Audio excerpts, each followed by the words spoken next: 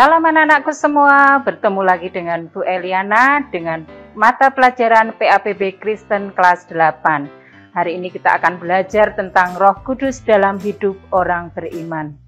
Terlebih dahulu kita berdoa ya anak-anak ya, supaya pelajaran pada hari ini berjalan dengan lancar. Marilah kita berdoa. Tuhan Yesus, terima kasih buat hari ini. Sebentar kami mau belajar tentang Roh Kudus-Mu. Kiranya Tuhan, biarlah pelajaran ini bisa diterima dengan anak-anak kami dengan baik. Terima kasih Tuhan Yesus, dalam nama Tuhan Yesus, haleluya, amin.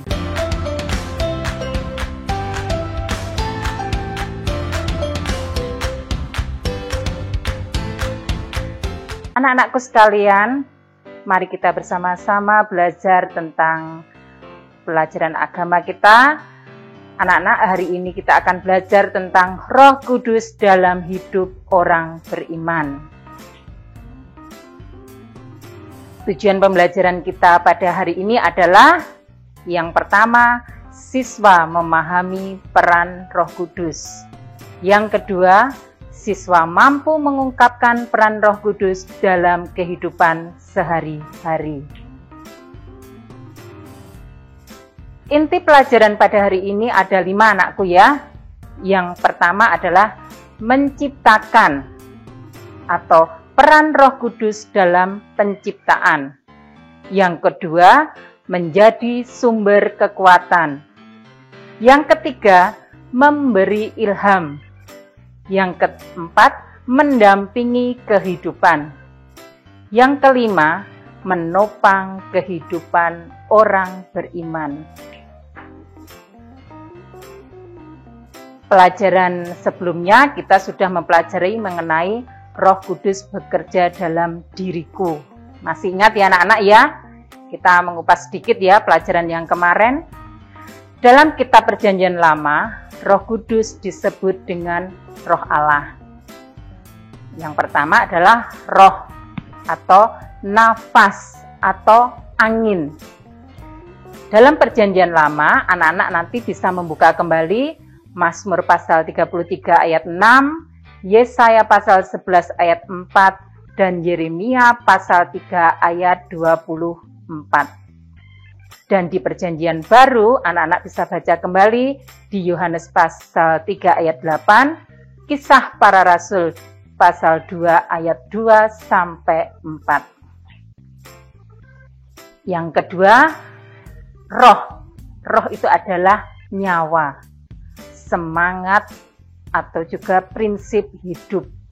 Dalam Perjanjian Lama, anak-anak nanti dibuka kembali di Kejadian pasal 7 ayat 22, Mazmur pasal 31 ayat 6, dan Yesaya pasal 42 ayat 5. Dan di Perjanjian Baru, anak-anak nanti baca Injil Lukas pasal 23 ayat 46, dan Kisah Para Rasul 5 ayat 5. Yang ketiga, Roh Kudus dihubungkan dengan kata lain seperti hikmat, kebenaran, nasihat kehidupan, dan kemuliaan.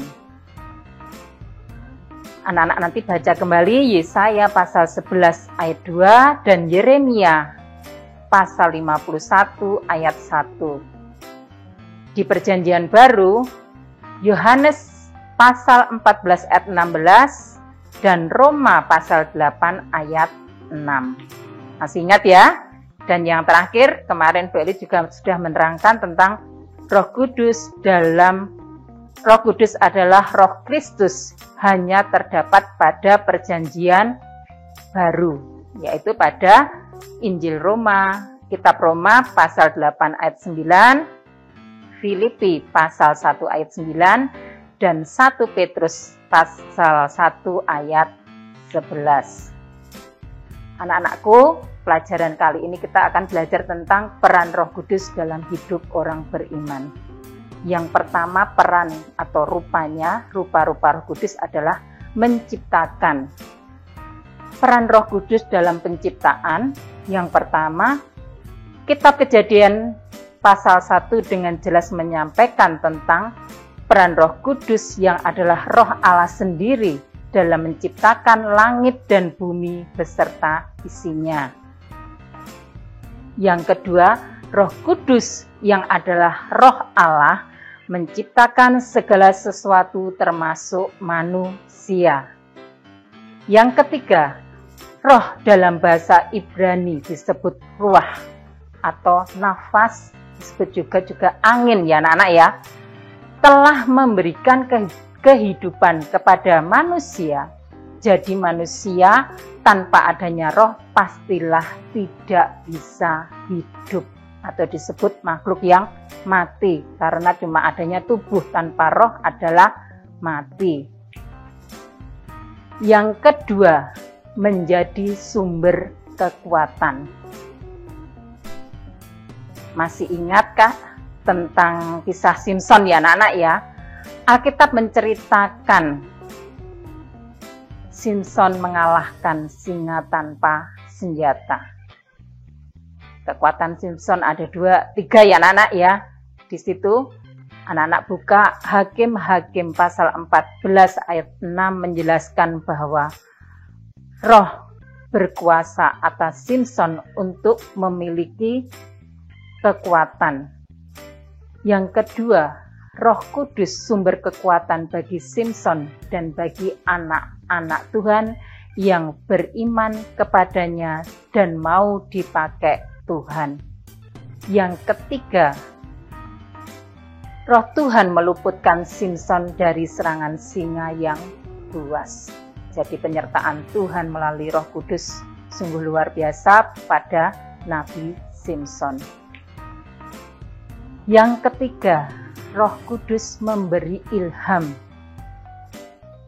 Kitab Perjanjian Lama menceritakan kisah tentang para nabi yang mendapatkan ilham dari Roh Allah, sehingga mampu menegur raja-raja yang menyimpang dari jalan Tuhan.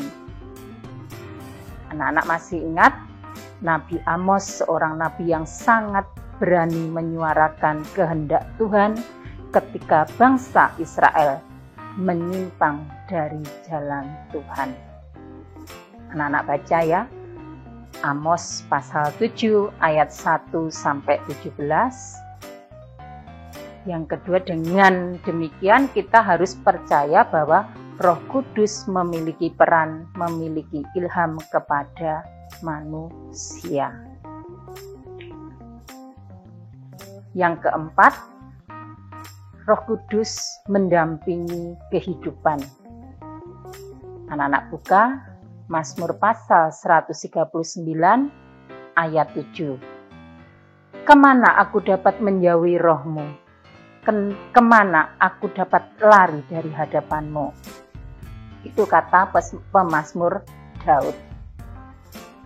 Pemazmur menyadari bahwa Roh Kudus selalu ada bersama-sama dengannya, sehingga tidak ada satupun yang tidak diketahui oleh Roh Kudus.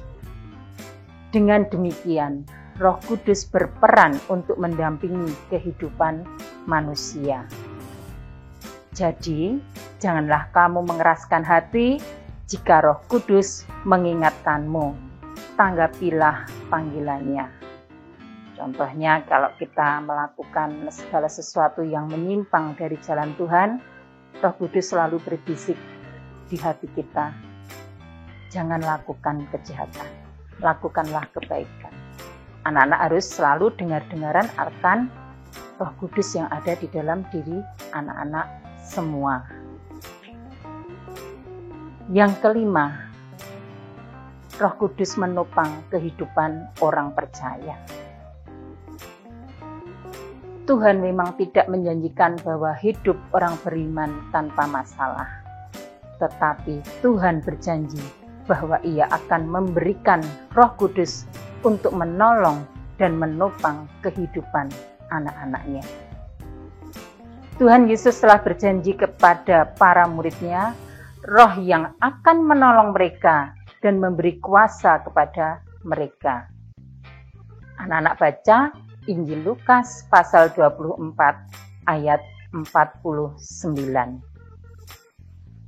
Roh yang sama yang dijanjikan kepada para murid-Nya saat ini juga senantiasa menopang kehidupan orang percaya.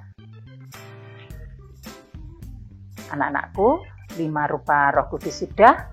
Kesimpulan pelajaran pada hari ini adalah setelah kita mengetahui rupa-rupa peran Roh Kudus dari semula dunia diciptakan hingga pada masa kini, sudah saatnya bagi kita untuk mempersilahkan Roh Kudus menguasai diri kita, karena Roh Kudus adalah Roh Allah yang berkuasa. Dalam bahasa Inggris, Roh Kudus diartikan sebagai Holy Spirit, sehingga orang yang berjalan dalam kehendak Tuhan disebut orang yang memiliki spiritualitas. Jadi orang yang memiliki spiritualitas adalah orang yang berjalan dalam kehendak Tuhan dan hidupnya dipimpin oleh Tuhan. Anak-anakku, pelajaran pada hari ini telah berakhir, supaya anak-anakku pelajari terus-menerus tentang Roh Kudus dan rupa-rupa Roh Kudus yang telah Bu Eli kirim dan berikan pada pelajaran pada saat ini. Tugas untuk kalian, silahkan mengerjakan tugas ini dan nanti diserahkan kepada guru kalian masing-masing. Anak-anakku, pelajaran pada hari ini telah berakhir. Mari kita akhiri dengan berdoa. Tuhan Yesus, terima kasih. Pelajaran hari ini telah berakhir. Biarlah kami bisa memahami tentang rupa-rupa Roh Kudus. Biarlah anak-anakmu semakin mengerti bahwa Roh Kudus selalu menuntun mereka di jalan kebaikan.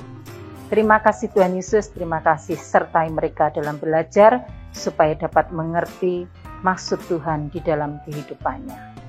Terima kasih Tuhan Yesus, pelajaran hari ini kami akhiri hanya di dalam satu nama, Tuhan kami, Yesus Kristus. Haleluya, amin. Anak-anakku, sampai ketemu pada pelajaran berikutnya.